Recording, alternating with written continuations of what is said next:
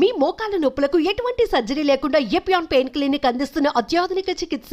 But ఎవరి life చూసినప్పుడు అనిపించింది ఇంత అంత పెద్ద గొప్ప వైభోగం చూసింది ఈమె ఇలా అయిపోయారు లాస్ట్ రోజుల్లో చివరికి. ఎందుకంటే మనం 60s 70s 80s హీరోయిన్స్ కొంతమందిని చూస్తే అంటే పెళ్ళిళ్ళు అనేది అది వ్యక్తిగతం, మనం మాట్లాడుకోకూడదు. 1, 2, 3 పెళ్ళిళ్ళు కూడా అయినాయి చాలా మందికి. బట్ చివరి రోజుల్లో తినడానికి తిండి లేక, ఉండటానికి ఇల్లు లేక, దీనమైన స్థితిలో చనిపోయిన గొప్ప గొప్ప నటీనటులను కూడా చూసాం. అండ్ మీరు దగ్గర నుంచి చూసారు కాబట్టి ఎవరిని చూసినప్పుడు చాలా పెయిన్ఫుల్ గా అనిపించింది, అరే ఇలా జరిగి ఉండకూడదు అని. మిగతా పర్సనల్ లైఫ్ కాదు కానీ సావిత్రి గారిని నేను చూసాను. అలాగా నేను నా అంటే ఒక ప్రేమ పగానే ఒక సెకండ్ ఆర్ థర్డ్ ఫిల్మ్ లో ఆవిడ ఉన్నారు. నేనున్న సినిమాలో ఆవిడ కూడా కలిసి యాక్ట్ చేశారు. ఒక సీన్ లో కలిసి ఉంటాము. బాలయ్య గారి సినిమా అన్నమాట అది. ఆ సినిమాలో చేశాను. కానీ అప్పటికి అందరికీ మాకు సావిత్రి గారి ఎ బుక్ ఇన్ ఫిల్మ్ ఇండస్ట్రీలో. ఆవిడ ఒక చాప్టర్, అంత మాకు ఇది ఉండేది గౌరవం. అప్పటికీ కొంచెం ఆవిడ బాగాలేరు. తర్వాత నాది ఉరుతల రాగం రిలీజ్ అయ్యి నేను తమిళలో బాగా చేస్తున్నప్పటికీ ఆవిడ టోటలీ ఆరోగ్యం పాడైపోయి బెడ్ రిడెన్ అయి ఉన్నారనమాట. అయితే ఒక రోజు వెళ్ళాను చూడ్డానికి.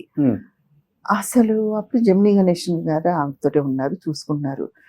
అసలు ఇలా మంచం ఉందని, మంచంలో ఇంత చిన్న 10-12 years ఓల్డ్ బేబీ లాగా పడుకుని ఉన్నారు. ఆవిడకి ఏమీ తెలియదు, ష్రింక్ అయిపోయి అలా ఉన్నారన్నమాట. ఇంకా ఆవిడని చూస్తే అసలు నాకు అసలు ఏడుపు ఆగలేదు.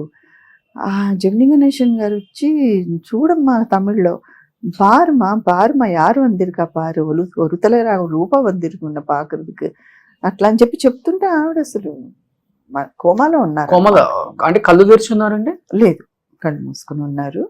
చాలా ఒక చిన్న పాపలాగా ఉన్నారనమాట. ఇంకా ఆ రోజంతా మైండ్ నాకు చాలా I was depressed that day. ఆ తర్వాత ఒక 1 or 2 months లో పోయారు. ఎంత భారీగా ఉంటారు అసలు, ఎంత అందం. అసలు కళ్ళతో యాక్ట్ చేస్తారంటే ఆవిడే. కళ్ళు కానీ, వాయిస్ త్రో కానీ, అసలు అంటే అంత మనిషి కూడా షింక్ అయిపోయారు, బాగా షింక్ అయిపోయారు. అంటే ఆ డయాబెటీస్ ఆ కాలంలో అవేర్నెస్ కూడా చాలా తక్కువ కదండి. ఇప్పుడు అసలు కొంచెం అతి అయినా కూడా హెల్త్ అవేర్నెస్ చాలా ఉంది మనకు, అప్పుడు లేదు. ఆవిడని నేను చూసాను. చివరి రోజుల్లో జమినీ గణేషన్ గారు చూసుకున్నారు. ఆయనే ఉన్నారు. కొంతమంది చూడలేదని చెప్తూ ఉంటారు. ఏమో, నేను నా పర్సనల్ గా నేను చూడ ఆయనే ఉన్నారు. ఇలాగే చెప్పారు కూడా ఆయన హీ వాజ్ ఇన్ మంచి సెన్సెస్. అప్పటికి నేను పెద్ద స్టార్ హీరోయిన్ లాగా పెద్ద హిట్ కదా ఫిల్మ్. నేను వెళ్తే ఆయన లోపల తీసుకెళ్ళి అలా అంటుంటే ఆవిడకి ఏమీ తెలియలేదు. నేనే చూసేసి దండం పెట్టుకుని వచ్చేసి చాలా బాధపడ్డాను. పెద్ద ఇంట్లోనే ఉన్నారు అమ్మ? మరీ పెద్ద ఇల్లు కాదు. నేను కూడా మహానటిలో ఫస్ట్ చూపిస్తారు ఒక ఇల్లు, మీడియం హౌస్, ఇండిపెండెంట్ హౌస్, దాంట్లో ఉన్నారు. ఆయన కూడా దాంట్లోనే ఉన్నారు. He took care. లాస్ట్ మాత్రం హీ వాజ్ దేర్, నేను చూసినంత వరకు. అంటే కొంతమంది చెప్పడం లాస్ట్ మూమెంట్ లో ఎక్కడో, అంటే మేబీ ఆ రోజు లేకపోతే ఒక 1 month ముందు, ఏమో తెలియదు నాకు, అంత కరెక్ట్ గా తెలియదు. కానీ నేను ఆవిడ పోవడానికి ఒక 2 months ముందు చూసుంటాను, 1.5 2 months ముందు. అప్పుడు ఆయనే ఉన్నారు.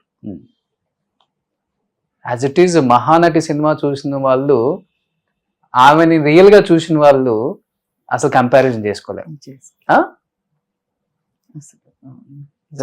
మీ అందరూ అదృష్టవంతులు.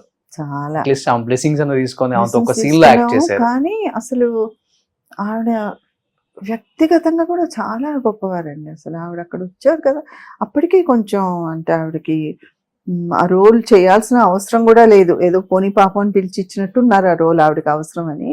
అయినా కూడా ఎక్కడ దర్పం గాని, అంటే పొగరు కాదు, అంటే సెల్ఫ్ కాన్ఫిడెన్స్. ఆవిడ ఉన్న కాన్ఫిడెన్స్ అంటే మేమందరం కొత్త హీరోస్ వాళ్ళు ఎవరితో కూడా బాబు ఏమీ లేదు. ఆవిడ ఉన్న ఇదిలో ఆవిడ స్టేటస్ అలా ఉన్నారనమాట. ఇంకా మేమే వెళ్ళి ఆవిడ మాట్లాడిస్తే సరే అంటే ఒక్క వర్డ్ కూడా ఎక్స్ట్రా మాట్లాడలేదు ఆవిడ, తక్కువ మాట్లాడలేదు. అంత బ్యాలెన్స్ చాలా నచ్చింది నాకు. ఎప్పుడు ఎలా ఉండేవాళ్ళు సెట్లు, ఎలా ఉండేవాళ్ళు మిగతా ఆర్టిస్టులతో? అంటే సినిమాల్లో చూపించింది చాలా బాగుంటది ఆమె.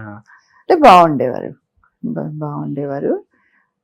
అదే చెప్తున్నాను కదా, ఓవర్గా ఫ్రెండ్లీగాను లేరు, అట్ ద సేమ్ టైం మాట్లాడకుండా పొగరుగాను లేరు, అలా ఉండేవారు. అంటే చాలా న్యాచురల్ అనిపించింది నాకు. Nothing, no acting in her. నేను పెద్ద హీరోయిన్ అని అది చూపెట్టుకోలేదు, లేదు అతిగా మాట్లాడను లేదు.